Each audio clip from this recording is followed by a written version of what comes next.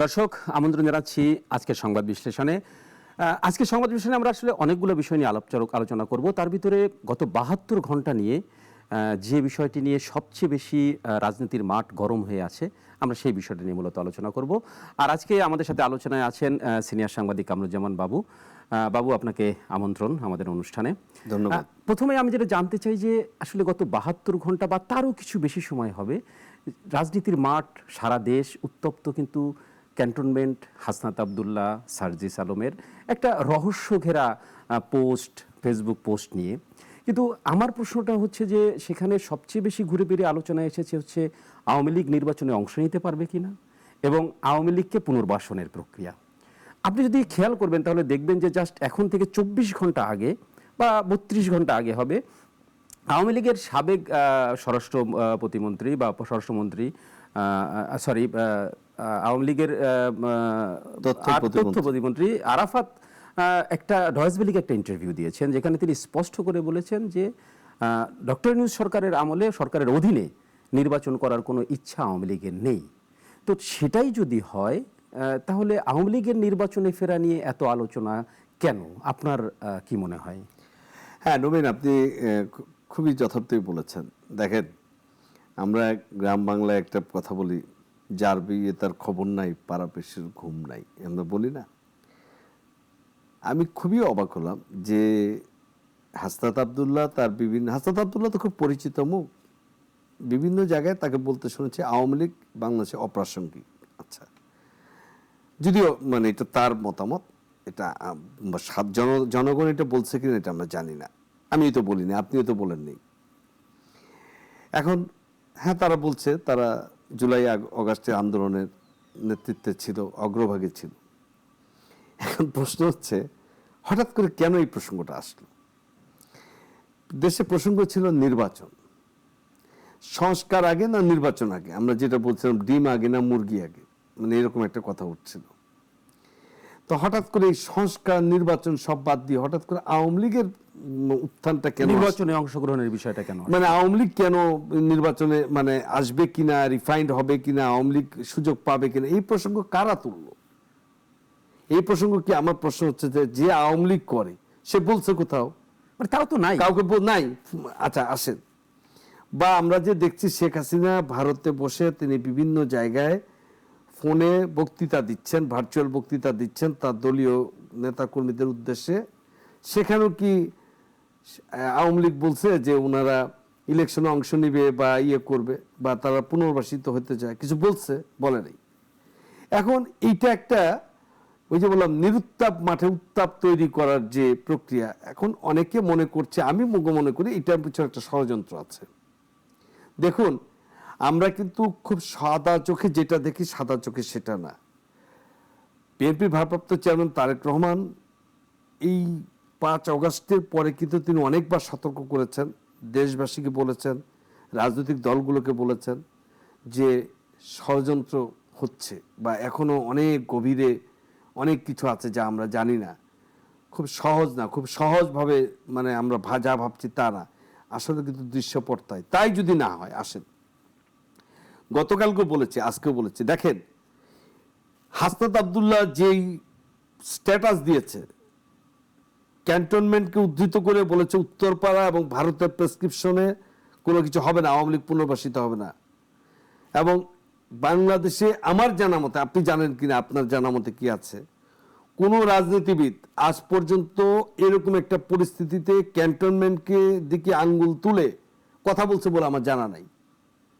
এখন সে যখন এরকম পরিস্থিতির কথা বলছে, অন্য অনেক সময় ক্যান্টনমেন্ট নিয়ে আমরা কথা বলছি, এরকম পরিস্থিতিতে যখন দেশে একটা প্রধান উপদেষ্টা বলতেছে বা স্বরাষ্ট্র সচিব বলতেছে দেশ একটা যুদ্ধ অবস্থায় আছে, আমাদের সতর্ক থাকতে হবে, এটা যদি বিভিন্ন জায়গায় বলেছে, সেরকম একটা পরিস্থিতিতে সেনাবাহিনীকে যেভাবে টেনে আনা হলো প্রসঙ্গটা, এখন প্রশ্ন হচ্ছে দেখেন তো কি হলো। সেদিনের পর গতকাল কি, জাস্ট গতকালকে সিলেটে এনসিপির মানে ন্যাশনাল জাতীয় নাগরিক জাতীয় পার্টির একটা ইফতার মাহফিল ছিল। সেইখানে জাতীয় নাগরিক পার্টির যে যুগ্ম আহ্বায়ক মানে এবং খুব গুরুত্বপূর্ণ নেতা, এবং এই যে নাগরিক কমিটি ছিল, প্রথমে নাগরিক কমিটির যে যিনি প্রথম উদ্যোক্তা সভাপতি ছিলেন বা সাধারণ সভাপতি নাসিরউদ্দিন পাটোয়ারি, তিনি বলেছেন হাসনাত আব্দুল্লাহ সেনাবাহিনীকে জড়িয়ে যে পোস্টটা দিয়েছে এটা শিষ্টাচার হয়নি বা সৌজন্য হয়নি, শিষ্টাচার বহির্ভূত। কখন বললেন তিনি এই কথাটা? হাসনাত আব্দুল্লাহর একটা পোস্ট দেওয়ার পর সারা দেশ উত্তপ্ত হয়ে উঠলো এবং পাবলিক পারসেপশন কিন্তু খুব খারাপ হয়ে গেল। আপনি খেয়াল করে দেখেন, আমাদের অনেক পরিচিত মুখ জিল্লুর রহমান, সাংবাদিক জিল্লুর ভাই, তিনি কিন্তু এই যে গত 15 বছরে তার টকশোতে, তার লেখনীতে, তার বলনেতে সরকারের যদি বড় সমালোচক অনেকের নাম পাওয়া যায়, তিনি একজন। তিনি সরাসরি আওয়ামী লীগের অনেক সমালোচনা করছেন এবং এই আন্দোলনের যখন অনেকে কথা বলতে পারে না তখন কিন্তু জিল্লুর কথা বলেছেন এবং জিল্লুর তার অনুষ্ঠানে সরকারের বিরুদ্ধে কথা বলতে পারে এমন লোকজন এনেছেন। সেই জিল্লুর যখন আজকে ভিডিও বার্তায় বলে অতিরিক্ত বাড়াবাড়ি করে ফেলেছে এবং ছাত্র নেতাদের যে কথাবার্তা তিনি খুবই তীর্যকভাবে বলেছেন এবং যথার্থ বলেছেন। আমি বলছি কথাটা কোথায়, এই যে আওয়ামী লীগ, আপনারা বলছেন আওয়ামী লীগ অপ্রাসঙ্গিক, আওয়ামী লীগকে নিয়ে সেনা প্রধান কি বলেছে বা সেনাবাহিনী কি বলেছে সেটা পাবলিকলি আপনার বলে তো লাভ নাই। সেনাবাহিনী কি পাবলিককে বলেছে? কাউকে প্রেস ব্রিফিং করেছে? এখানে আমি আরেকটু বলি, খুব ইন্টারেস্টিং। আমরা ধোঁয়াশার মধ্যে ছিলাম যে আসলে কি হয়েছে এবং নাসিরউদ্দিন পাটোয়ারি পোস্ট দেওয়ার পর গতকালকে কিন্তু আরেকটা ইফতার মাহফিল ছিল যেখানে সার্জিস আলম উনি কিন্তু বলেছেন রংপুরের রিপোর্টারদের একটা ইয়ে ছিল, সেখানে রুহুল কবির রিজভী সাহেব ছিল, বৃহত্তর রংপুর অঞ্চলে যারা ছিলেন, সেখানে তিনি বলছেন সেনাবাহিনীর সাথে তাদের কোনো সমস্যা নেই, সেনাবাহিনীকে প্রতি তাদের যে সম্মান আগে ছিল এখনো আছে। হয় মানে অথচ দেখেন একদিন আগে কি ঘটলো, সেনাবাহিনীর বিরুদ্ধে স্লোগান, মিছিল, রাস্তায় রাস্তায় জটলা, শুক্রবার দিন একটা তটস্থ অবস্থা। কদিন বাদ আমার প্রশ্নটা একটু স্পেসিফিক আর একটু করি, যে আপনি একটু নর্মাল যদি সাদা চোখে আপনি দেখেন, সত্যিকার অর্থে যদি আওয়ামী লীগকে নির্বাচনের জন্য অনুমতি দেয়ও, কেউ কি সাহস করবে যে নৌকা মার্কা বা আওয়ামী লীগ নিয়ে মাঠে ইলেকশনের জন্য কেউ সাহস করবে এই ফ্যাসিস্টের? দেখেন আমি একটা কথা বলি, পতনের পরে আমরা আপাতত এটাই মনে হচ্ছে, কিন্তু আপনাকে একটা জিনিস বুঝতে হবে, এদেশে মানে আপনি যখন দেখবেন যে আওয়ামী লীগের সবচেয়ে, তখন আওয়ামী লীগের ইতিহাসটা দেখেন তো, মুসলিম লীগ থেকে যখন আওয়ামী লীগ হয়ে এলো, আওয়ামী লীগে 69-এ আওয়ামী লীগের জয় জয়কার, 72 থেকে 75 পর্যন্ত আওয়ামী লীগই ছিল। বাংলাদেশের মানে ম্যাক্সিমাম মানুষই তখন আওয়ামী লীগ, মুসলিম লীগ আছে, জাসদ আছে, বাম দলরা আছে। এরপরে বিএনপির অভ্যুত্থান, বাংলাদেশের রাজনীতি দেখেন, তারপরে জাতীয় পার্টির অভ্যুত্থান। সর্বশেষ আমরা কি দেখেছি? টিকে আছে কারা? আওয়ামী লীগ, বিএনপি। এদেশে আমি আপনি যে যাই বলি, আজকে আমরা দেখছি না আওয়ামী লীগের লোকজন নাই, মাঠে নাই। ভাই আপনি বলেন তো 5 তারিখে যে আওয়ামী লীগের পতন হবে, 4 তারিখে কি আওয়ামী লীগের নেতা কর্মীরা জানতো? এটা কেউ জানতো? কেউ আওয়ামী লীগের বড় নেতারাও জানতো? এই জায়গাটায় আমি একটু বলি, শেষ করি। আওয়ামী লীগ যে বলছে আমরা অংশ নেবে না, কিন্তু পারসেপশন হ্যাঁ ভয়ে আছে।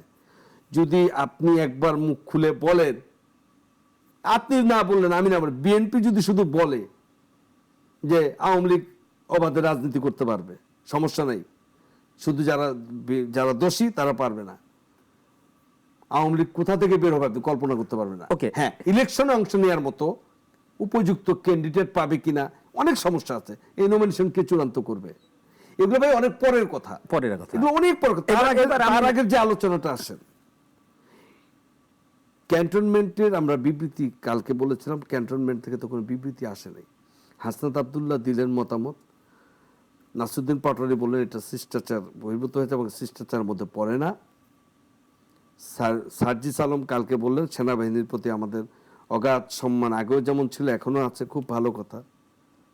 হাসান আব্দুল্লাহ কিন্তু নিশ্চুপ, কোনো কথা বলছে না। মানুষ সোশ্যাল মিডিয়া এবং ইনফ্লুয়েন্সাররা পর্যন্ত আজকে কিন্তু সার্জিস আলম আমি বলছি দেখেন, কালকে কিন্তু রাতে আরেকটা সূত্র মানে নেত্র নিউজ একটা জিনিস কোন সেনা সদরের একটা তারা বিবৃতি, সেনা সদর নেত্র নিউজের অনুযায়ী আজকে একটা বিবৃতি দিয়েছে। সেনা সদর থেকে খুব স্পষ্ট করে বলা হয়েছে, তারা বলেছে যে হাসনাত আব্দুল্লাহর সাথে সার্জিস আলম ছিল, সেখানে সেনাপ্রধান ওয়াকারুজ্জামানের সাথেই তাদের বসেছেন, এবং ঘটনাটা হচ্ছে সেনা সদর তাদের ডাকে নাই বা ওয়াকারুজ্জামান তাদের ডাকেনি।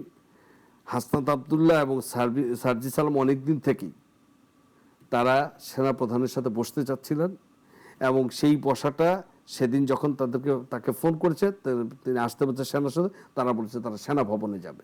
তারা সেনা ভবনে গিয়েছে, সেখানে তারা অপেক্ষা করছে, সেনাপ্রধান আসতে তারা বসেছে। কিন্তু কিন্তু এবং হাসনাত আব্দুল্লাহ যে কথাগুলো লিখেছে হ্যাঁ। সেগুলো কিন্তু নেত্র নিউজ এবং সার্জিস দুজনই স্বীকার করেছে যে হ্যাঁ এই কথাগুলাই হয়েছে, তবে ঠিক কথার উপস্থাপনগুলো হাসনাত যেভাবে করেছে সেভাবে হয়নি। একটু ডিফার করছি আপনার সাথে। নেত্র নিউজে মানে আমি প্রথমে সেনা সদস্যের বক্তব্যটা আসি। সেনা সদর বলছে যে হাসনাত আবদুল্লাহ যে কথাগুলো বলেছে এগুলা গল্পের সম্ভার, এই ধরনের কোনো কথা বলে নাই। আওয়ামী লীগকে রিফাইন্ড আওয়ামী লীগ নিয়ে আসতে হবে সেটাও তিনি বলেন নাই, এবং সেনাবাহিনীকে যেভাবে বিতর্কিত করার চেষ্টা করেছে সেনাবাহিনী মনে করছে এটা একটা খুবই তারা একটা হাস্যকর, মানে একটা ছেলে মানুষের কাজ করছে হাসনাত আবদুল্লাহ। মানে আমি একজ্যাক্ট বলতে পারলাম না, যেটুকু বুঝাইছে। নেত্র নিউজ যেটা বলেছে তাদের ফ্যাক্ট ফাইন্ডিংস অনুযায়ী, এবং নেত্র নিউজ যেটা বলেছে যে সেখানে তারা হাসনাত আবদুল্লাহর সাথে সার্জিস গিয়েছিল। হাসনাত আবদুল্লাহ এই প্রসঙ্গে যেভাবে বলেছে সেইটা সার্জিস আলম আজকে কিছুক্ষণ আগে, আমি যখন এই অনুষ্ঠানটা রেকর্ডিং হচ্ছে তার কিছুক্ষণ আগে আমরা দেখলাম তিনি একটা পোস্ট করছেন। তিনি হাসনাতের সাথে কিন্তু পুরোপুরি একমত হননি। হাসনাত যেভাবে বলেছে তিনি বলেছেন সেনাপ্রধান এভাবে বলেন নাই। আচ্ছা, কি হয়েছে? ইনফরমাল, দেখেন ইনফরমাল অনেক আলোচনা হবে। আপনার বাসায় আমি যদি যাই বা আপনি যদি আমার অফিসে আসেন, আমাদের মধ্যে একটা প্রাসঙ্গিক এবং অপ্রাসঙ্গিক অনেকগুলো কথা আসতে পারে। আপনি পাবলিকলি কোনগুলো আনবেন এতটুকু যদি আপনাকে আমি ট্রাস্ট না করি, এখন আমি কি আদৌ আমি জানি না সেনাপ্রধান এই কথা বলছে কিনা, কিন্তু সার্জিসের কথা কিন্তু কোথাও বলা হয় নাই, সার্জিসের পোস্টে নাই যে সেনাপ্রধান এই কথা বলেছেন যে হাসনাত আবদুল্লাহকে যে আওয়ামী লীগকে তোমরা যদি না আনো দেশে একটা বিরোধী দল লাগবে, তোমাদের বয়স কত, আমি 40 ইয়ার্স এখানে সার্ভিস করেছি। এই কথাগুলাই সার্জিস নিজে লিখেছে। সার্জিস বলেছে যে হ্যাঁ এই কথাগুলাই আমাদের সাথে হয়েছে সেনাপ্রধানের উপস্থিতিতে, আমাদের সাথে তবে বাচনভঙ্গি বা হাসনাত ঠিক যেভাবে প্রেজেন্ট করেছে বিষয়টা ওরকম ছিল না, তবে স্ট্রেট এবং ক্লিয়ার ছিল। হ্যাঁ, কিন্তু আওয়ামী লীগকে নির্বাচনে নিয়ে আসতে হবে, এটাকে সার্জিস বলেছে? সেনাপ্রধান এই ধরনের কোনো কথা বলেছে না, এই ধরনের কথা বলেনি। তবে বলেছে যে একটা রাজনৈতিক দল হিসাবে, বিরোধী দল হিসাবে রাজনীতিতে একটা প্রতিপক্ষ থাকা চেয়ে অনেকগুলো প্রতিপক্ষ থাকা, সেটা তো আর তাদেরকে মিন করেছে বা আরো অনেক, যাক আমরা জানি না, আমরা এখনো সেনাপ্রধানের বক্তৃতা শুনিনি।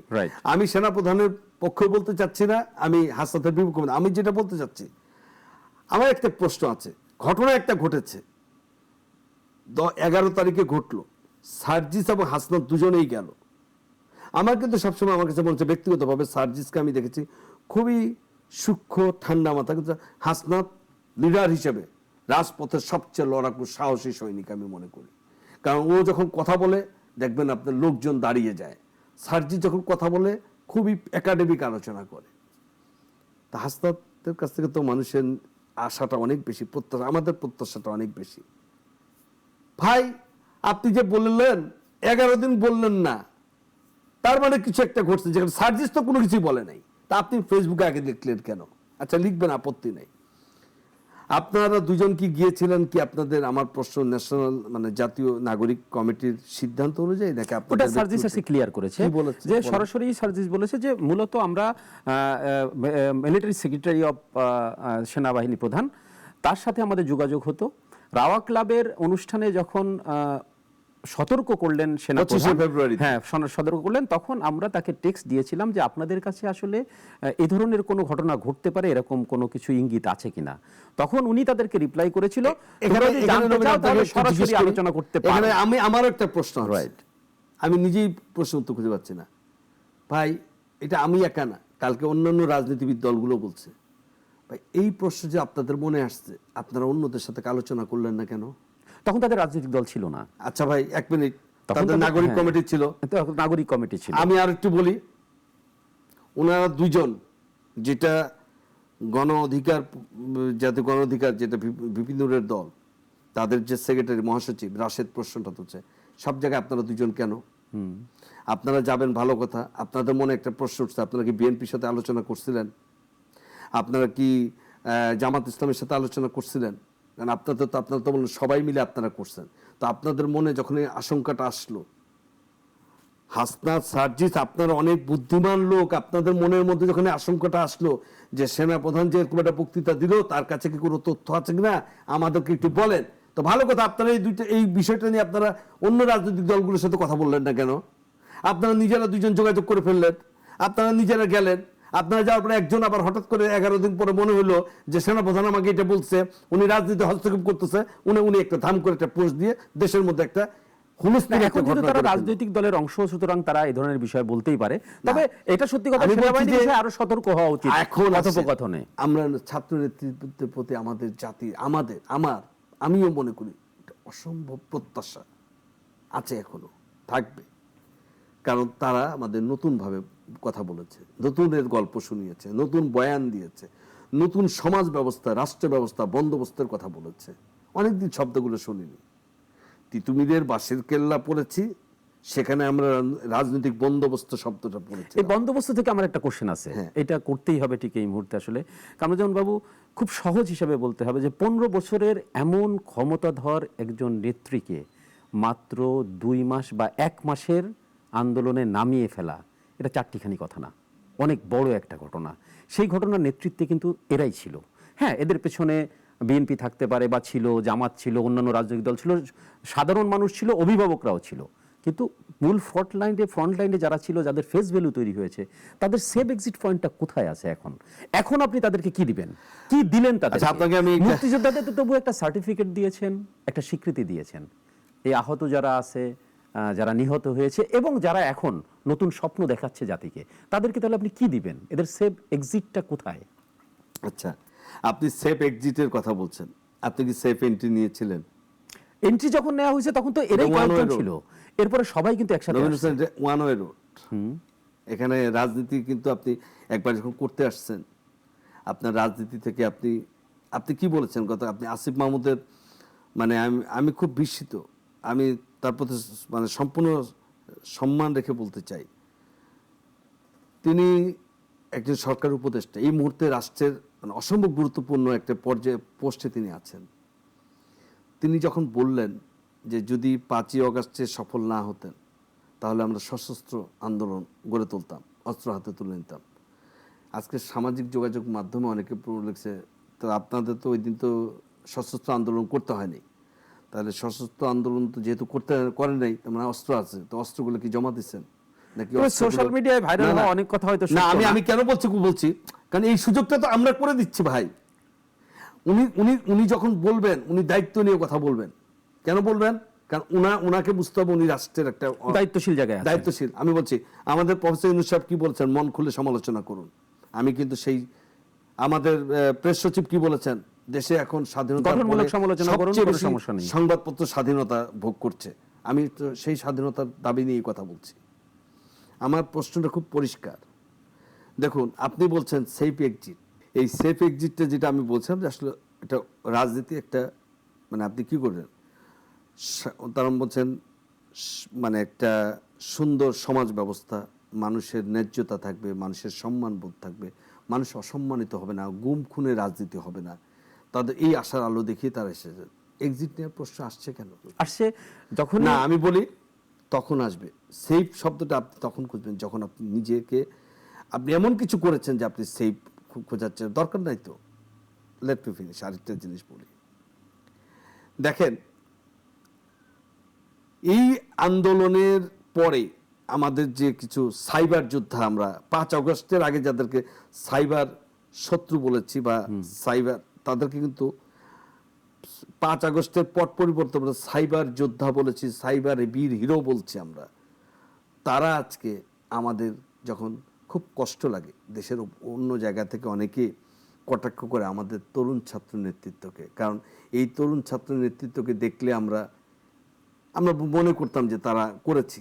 আমরা অনেক কথা শুনি, কোনো প্রমাণবিহীন শুনি, কিন্তু কালকে আমি ইনকিলাব মঞ্চের যে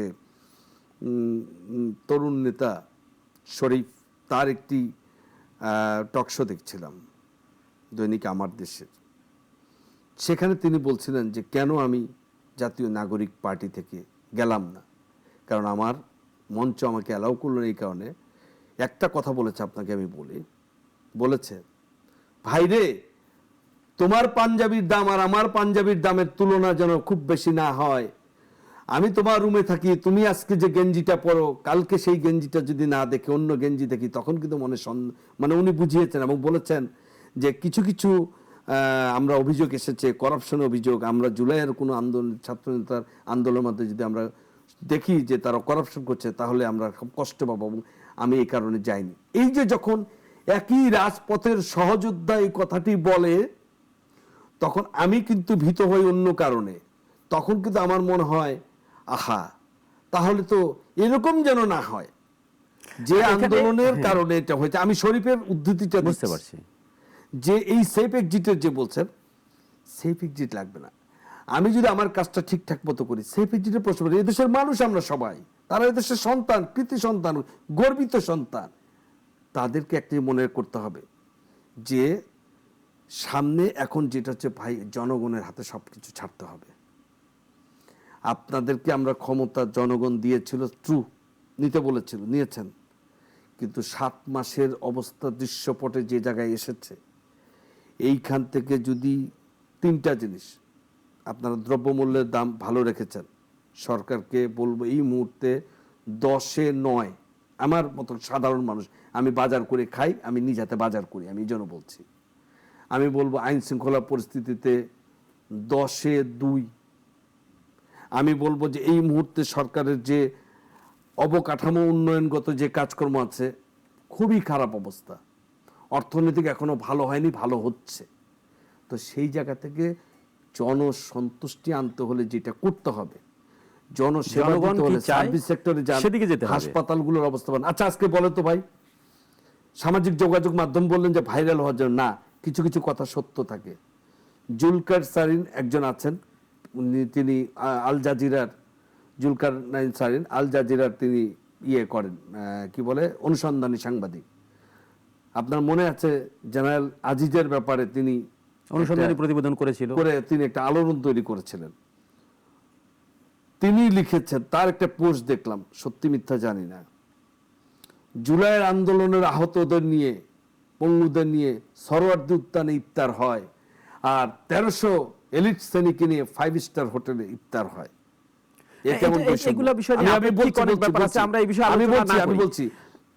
আমি তো বৈষম্য বিরোধী, এটা ভুল না, অন্যায় না, কিন্তু আমি প্রশ্ন করার সুযোগ দিব কেন? আবার এরকম দোষ তো বিএনপিরও আছে, বিএনপিও করে, জনগণ, সাধারণ জনগণ নিয়ে করে, তারা শুধু এলিট শ্রেণীকে নিয়ে করে। কিন্তু আমার সেইটা প্রশ্ন না, প্রশ্ন হচ্ছে আপনি যেটা বলছেন সেফ এক্সিটের প্রশ্ন নাই, কারণ আপনারা তো একটা দায়িত্ব নিয়েছেন, আপনাদেরকে এখন সেই নতুন সমাজ বন্দোবস্ত করতে হবে। কিন্তু আমরা এটাও তো গোলায় ফেলছি যে আসলে বিএনপি, জামাত বা আওয়ামী লীগকে আমি বাদই দিলাম, বিএনপি, জামাত বা জাতীয় পার্টি যেসব রাজনৈতিক দলগুলো এখনো মাঠে আছে, তাদের কিন্তু যথেষ্ট অভিজ্ঞতা সম্পন্ন এবং দীর্ঘদিনের একটা রাজনৈতিক দল।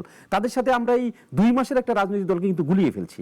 তাদের কিন্তু অভিজ্ঞতার প্রয়োজন আছে, সময় দেওয়ার প্রয়োজন আছে, তাদেরকে গাইডলাইন দেওয়ার প্রয়োজন আছে। গুলিয়ে ফেলছেন, কিন্তু আমার একটা কথা আছে, এখানে তো তারা ভুল করবেই, কিন্তু না, ভুলের জন্য ভুলের জায়গা না, কিন্তু এত রাজনীতির ভুলের জায়গা না, ঠিক আছে, তাদের তো আপনি যখন ম্যান্ডেট চাইবেন জনগণের, আপনি যখন আপনার আদর্শের কথা বলছেন, তখন কিন্তু আপনাকে আপনি বলছেন যে তারা বয়োবৃদ্ধ। আপনি কি সম্প্রতি একটা টক শো আমি তো দেখেছি, আপনি দেখেন কিনা, সেখানে একজন ছাত্রনেতা বলছেন, জনাব ইমরান সালে প্রিন্সও ছিলেন সম্ভবত সেখানে একজন সচিব, মানে অবসরপ্রাপ্ত সচিবকে বলছেন, বয়স্করা তো, আপনি তো বয়স্ক লোক, আপনি তো অ্যান্ড্রয়েড চালাইতেই পারবেন না 40%, আপনাকে আমার কাছে শিখতে হবে। খুবই যুক্তিসঙ্গত কথা। এই কথা যখন বলেছে, তখন তিনি বলেছেন, এটা তো টকশোর আলোচনা না, টকশোর বাইরে আসেন, আমি আপনাকে দেখাচ্ছি আমি অ্যান্ড্রয়েড আপনার চেয়ে বেশি পারি কিনা, না জেনে মন্তব্য করে। আমি বলছি কি, তরুণ তুর্কিদের অনেক বেশি অদম্য সাহস, এটা ভালো, কিন্তু জেনে মন্তব্য করা ভালো, না জেনে মন্তব্য করা ভালো না কারো সম্পর্কে। বিএনপি এবং জামাত বা বাম দল যারা আছে, তাদের কাছ থেকে শেখার কিছু নেই। তারা বলছে, আমি শিখতে বলছি না, কারণ তারা বলছে তাদের আদর্শ একরকম, আর তারা তো একটা ট্র্যাডিশনাল আদর্শ, এই আদর্শ হচ্ছে ফ্যাসিস্ট আদর্শ, কারণ ওরা এই জন্য তো সংবিধান চেঞ্জ করতে চায়, যে রাজনীতি, যে দলীয় গঠনতন্ত্র, সেগুলো সব বাদ দিয়ে তারা বলছে নতুন বন্দোবস্ত হবে। আমি সেই পর্যন্ত তাদের সাথে এগ্রি করছি, ওকে ঠিক আছে। এখন আসেন তো, আপনাকে কালকে ডক্টর জাহেদুর রহমান, যিনি সংবিধান সংস্কার কমিটির সদস্য, তিনি তার প্রতিদিন তিনি একটা ভিডিও তৈরি করেন। হ্যাঁ, তিনি বলেছেন, কালকে একটা আলোচনা নিজেই করেছেন, যে আমরা বিভিন্নখানে দেখছি আওয়ামী লীগের লিফলেট বিতরণ করলে আওয়ামী লীগকে ধরছে। ধানমন্ডিতে এইরকম একটা অবস্থায় আওয়ামী লীগের মিছিলে ছাত্রদল পিটিয়েছে, এবং ছাত্রদল কি পিটাতে পারে? পুলিশ অ্যারেস্ট করছে। তিনি বলছেন, আপনি বুঝতে পারবেন, সংবিধান বর্তমান সরকারের অধীনে যে সংবিধান সংস্কার কমিটি হয়েছে তার একজন গুরুত্বপূর্ণ সদস্য। অসম্ভব ভালো কথা বলেন তিনি। উনি আওয়ামী লীগের সময়েও শেখ হাসিনার সরকারের যখন দুর্বার গতিতে শেখ হাসিনা শাসন করছে, তার শাসনকে অপশাসন আখ্যা দিয়ে যে 2-4 জন কথা বলেছেন তার মধ্যে একজন তিনি নিয়মিতভাবে। সেই ব্যক্তি কিভাবে বলে যে আওয়ামী লীগকে ছাত্রদল পিটাইতে পারে না? না, এটাই তো কেন বলছে জানেন? কেন বলছে? আগে শোনেন। বলছে আপনি কি তাকে নিষিদ্ধ করেছেন আওয়ামী লীগকে? নিষিদ্ধ সাবজেক্ট না তো, ফ্যাসিস্ট একটা দল যখন আবার মাথা ছাড়া দিবে তাদেরকে মারা উচিত। আপনি বিচারের আগে একবার উনার যুক্তিটা আগে শুনেন, আমি বলি। এটা শুধু উনার যুক্তি না, এটা কিন্তু যারা যারা বলছে, জিল্লুর ভাইও কথা বলা শুরু করেছে। আপনি কিভাবে করেন? আপনার কাছে সন্ত্রাস দমন অধ্যাদেশ আছে, আপনার কাছে একটা নির্বাহী ক্ষমতা আছে, আপনি বিচারিক প্রক্রিয়া তো নিষিদ্ধ করতে গেলে, যদি বিচারিক প্রক্রিয়া আওয়ামী লীগ নিষিদ্ধ হবে কিনা আমরা জানি না, বিচারিক প্রক্রিয়া আওয়ামী লীগের বিচার হবে কিনা আমরা জানি না। কারণ কি? আপনি কি জানেন, মানবতা বিরোধী অপরাধ আইনে প্রথমে ছিল দলের বিরুদ্ধে বিচার করা যাবে, পরবর্তীতে সেটা সরকার, এই বর্তমান অন্তর্বর্তীকালীন সরকার সেটা নতুন করে অ্যামেন্ডমেন্ট করে সেই দলের বিচারটা, দলকে নিষিদ্ধ করা যাবে বা বিচার করা যাবে, এই ধারাটা রহিত করেছে। বলেছে বিচারক যদি মনে করেন, তার মানে কি? আপনি বিচারিক প্রক্রিয়া দল কবে নিষিদ্ধ করবেন, বিচার কবে হবে, সেটা আইনি প্রক্রিয়ার বিষয়। তাহলে আপনি তো নিষিদ্ধ করেন না। আওয়ামী লীগকে মাথা ছাড়া দিয়ে উঠতে দেওয়া যাবে না। সরকারের কাছে আমার প্রশ্ন কি, যে আপনি সরাসরি বলেন, নির্বাহী আদেশ আছে, আপনার কাছে ক্ষমতা আছে, যে আপনি যদি মনে করেন যে আওয়ামী লীগের নামে কেউ কোনো মিছিল করতে পারবে না, কেউ লিফলেট দিতে পারবে না, আপনি ছাত্রলীগকে নিষিদ্ধ করছেন না? করছেন কিনা? তাহলে আওয়ামী লীগকে কিছু বিষয় আছে তো আইন করে আসলে না, তাহলে ছাত্রলীগকে নিষিদ্ধ করলেন কিভাবে? সেটা তো একটা অঙ্গ সংগঠন নিষিদ্ধ করছে, কারণ তারা সন্ত্রাসী হিসেবে যদি না প্রমাণিত হয়েছে। ডক্টর জাহেদুর রহমান এই প্রশ্নটাই করছে, অন্য কিছু না। ডক্টর জাহেদুর রহমানকে আমি আমার কথা বলছি, এটা তার কথা। তিনি বলছেন যে যদি আপনি তাকে নির্বাহী ক্ষমতা বলে রহিত না করেন, তাহলে আপনি যেভাবে পুলিশ দিয়ে পেটাবেন, ধরে আনবেন, এটা আইনগতভাবে অন্যায়, আইনের দৃষ্টিতে এটা হচ্ছে না। এবং একই কথা কিন্তু আমাদের না, একই কথা কিন্তু আরো অনেকে বলছে, যারা একসময় খুব সোচ্চার ছিল শেখ হাসিনার সরকারের বিরুদ্ধে, তারা বলছে এভাবে আস্তে আস্তে ফ্যাসিবাদের জন্ম নেয়। তাহলে তো হাসনাতদের কথাটাই সত্যি হচ্ছে। হাসনাতরাই তো বলতে চাচ্ছে যে কিছু কিছু লোক এখন আওয়ামী লীগকে আবারও পুনর্বাসনের জন্য কথা বলা শুরু করছে। কথা না, আপনি সিস্টেম করে কেন রাখতেছেন? সেটা তো পরে আসতেছে। আমার আওয়ামী লীগকে নিষিদ্ধ করার বিষয় পরে আসবে। আপনি শোনেন, আমাকে সরকার যদি আজকে বলে যে আপনি বিজয়নগর রাস্তা দিয়ে আসছেন, বিজয় সরণি বা বিজয়নগর বা সংসদ ভবনের রাস্তা আজকে বন্ধ থাকবে, আমি কি গাড়ি নিয়ে যাব?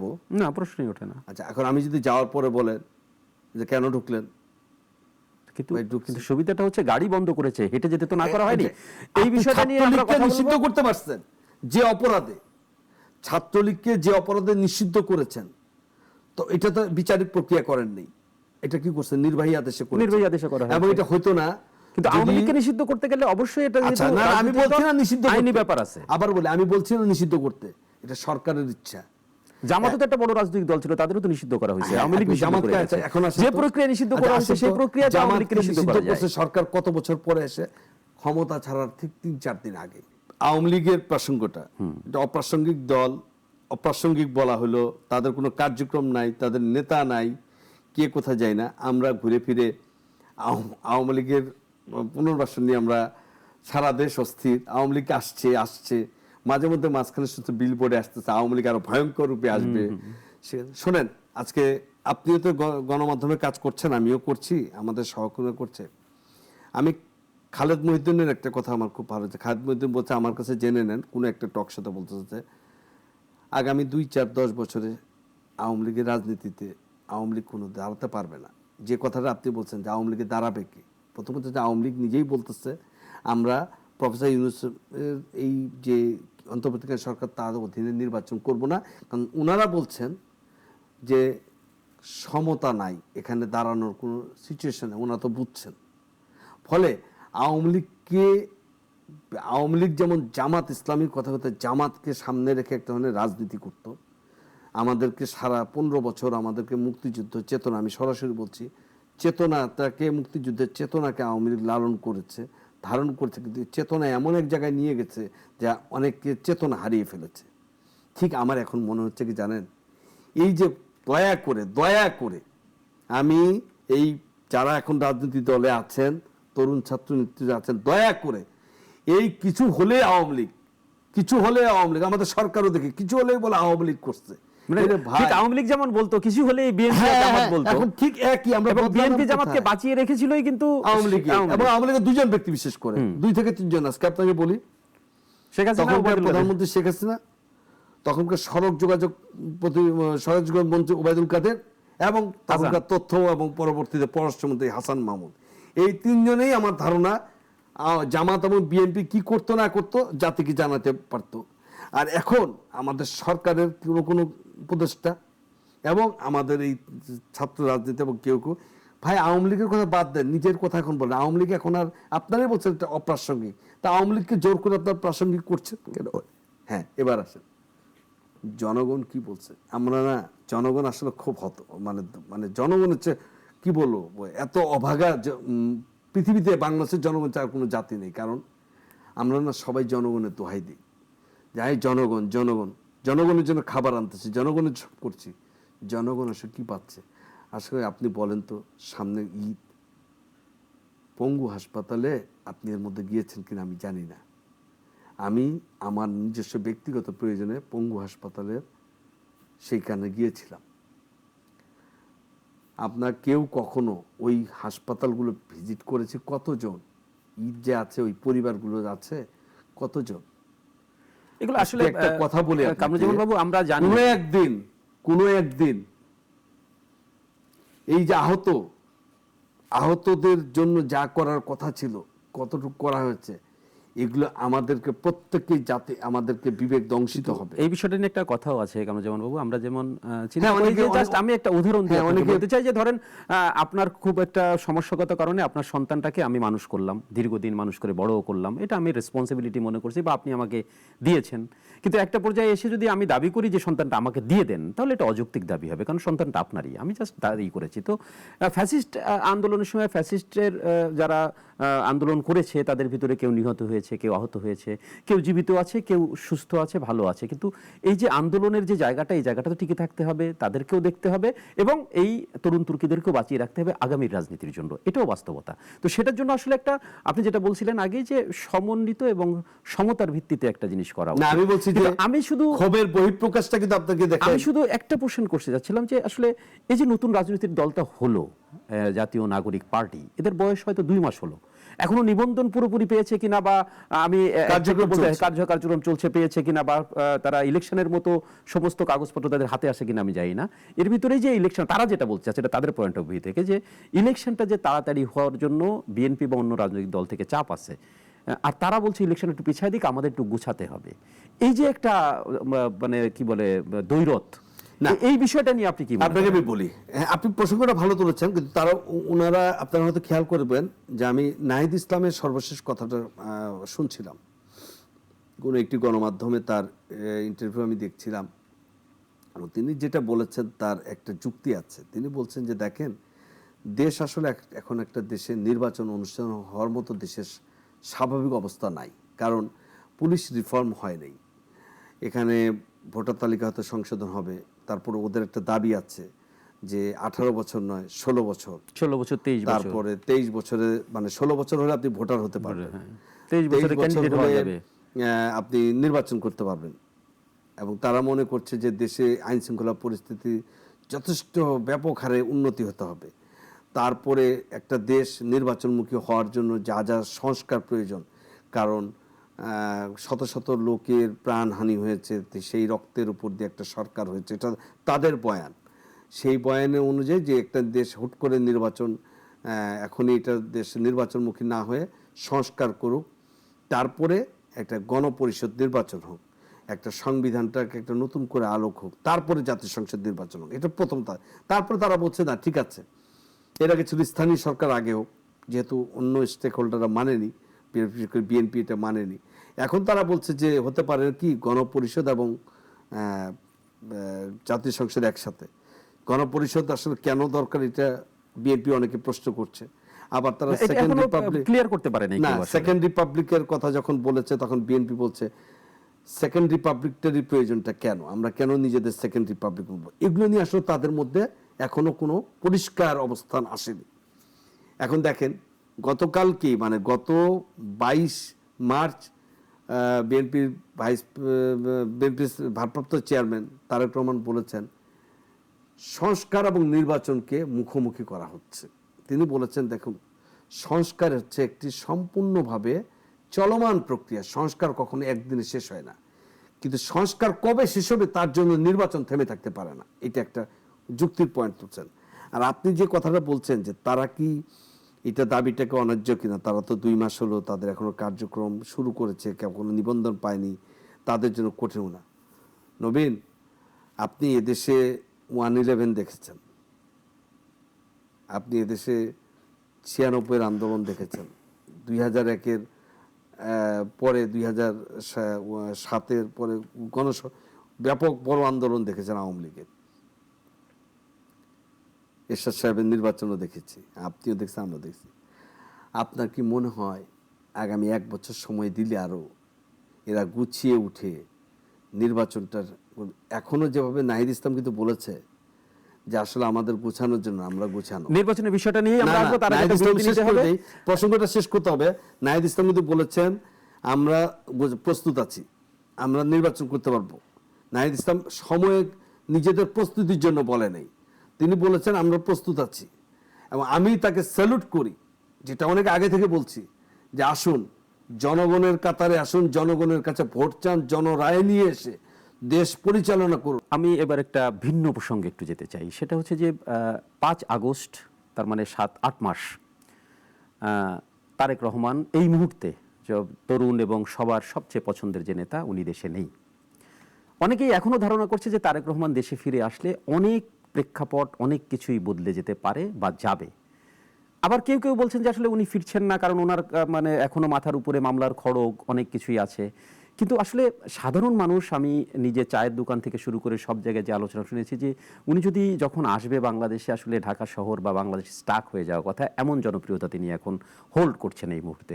ওনার জেল বা 5 স্টার হোটেল একই রকমই হওয়া কথা, মানে এখন এই মুহূর্তে ফুলের বিছনায় ওনার থাকা কথা, তারপরে উনি আসছেন না। ধরে নিলাম যে হয়তো বেগম খালেদা জিয়ার অসুস্থজনিত এখনো চিকিৎসা চলছে দেখে দেরি হচ্ছে, কিন্তু একটা বিশ্বস্ত সূত্র থেকে পাওয়া খবর যে এপ্রিলের শেষ নাগাদ বেগম জিয়া এবং তারেক রহমান দেশে ফিরবেন। উনি ফিরে আসার পর এই রাজনৈতিক এবং বর্তমান চলমান পরিস্থিতির কোনোখানি পরিবর্তন হতে পারে বলে আপনি মনে করেন? শুনুন, এটা তো একটা আপনি আমি অনুমান নির্ভর কথা বলবো না, বা কি হতে পারে সেটা না বলে আমরা একটা এটুকু বলতে পারি যে আমরা পেছনে মানে বর্তমানে যা দেখছি সেটার আলোকেই কথা বলা যায় খুব সহজেই হিসাব। প্রথমত যে তারেক জিয়ার নামে যে মামলাগুলো ছিল, সকল মামলা মোটামুটি বন্দোবস্ত হয়ে গেছে, এখন আর কোনো মামলার ভয় নেই।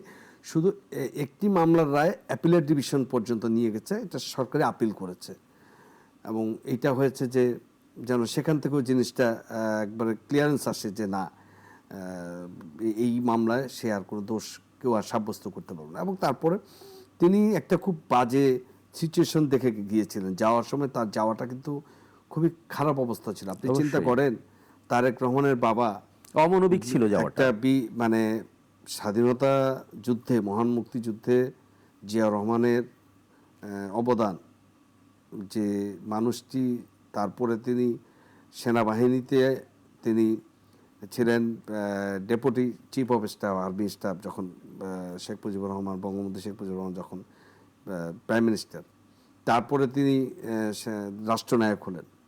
এবং তার মা পরপর 3বারের প্রধানমন্ত্রী, সেখানে তিনি একটি দলের গুরুত্বপূর্ণ নেতা, তাকে যে অবস্থা দেখে যেতে হয়েছে, দেশ ছাড়তে হয়েছে, ওই সিচুয়েশনগুলো তো তার চোখের সামনে ভাসে। গত দীর্ঘ সময় প্রবাস জীবনে ছিলেন, ভাই মারা গেছে, ভাইকে দেখতে পারেননি, মা অসুস্থ হয়েছে, মাকে দেখতে পারেনি, অনুভব করেছেন ছুতে, মানে কিন্তু তার মাকে ধরতে পারেননি। এখন এরকম বেদনা অনেকেরই আছে, অবশ্যই আছে। বাংলাদেশের রাজনীতিতে খুব, দেশ স্বাধীন হওয়ার পর থেকেই 75-এর কোনো নির্মম হত্যাকাণ্ড হয়েছে, এরপরে আরও ঘটেছে অনেকগুলো। তো আমরা তো সেই জায়গাটা থেকে বুঝি তারেক রহমান দেশে আসার আগে অবশ্যই চাইবেন দেশে এরকম আর যেন কিছু না হয়, কারণ তার সিকিউরিটি কে দিবে? এই দেশের জনগণ ছাড়া কেউ দিবে না।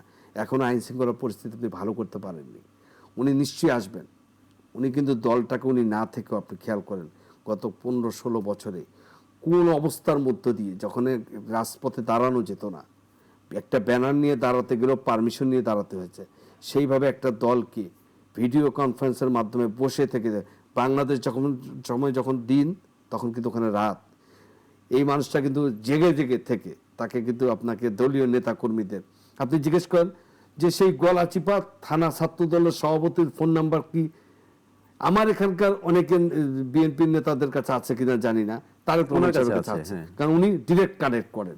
এই যে একটা মানুষ কাজ করেছে, ওনার কিন্তু আর কোনো কাজ ছিল না, ধ্যান জ্ঞান ছিল কিভাবে দলটাকে তিনি গোছাবেন, কিভাবে নেতা কর্মীদেরকে তিনি, মানে আমি বলছি রাজনীতিক সংকটের সময় ওনার এখন মনে করেন উনি যখন জরুরি। আসে, আমি তো দেখি ভাই, আমার মনে হয় এয়ারপোর্ট থেকে ওনাকে কিভাবে নিয়ে যাবে এটি চিন্তা করছে, কারণ সারা দেশ থেকে মানুষ চলে আসবে।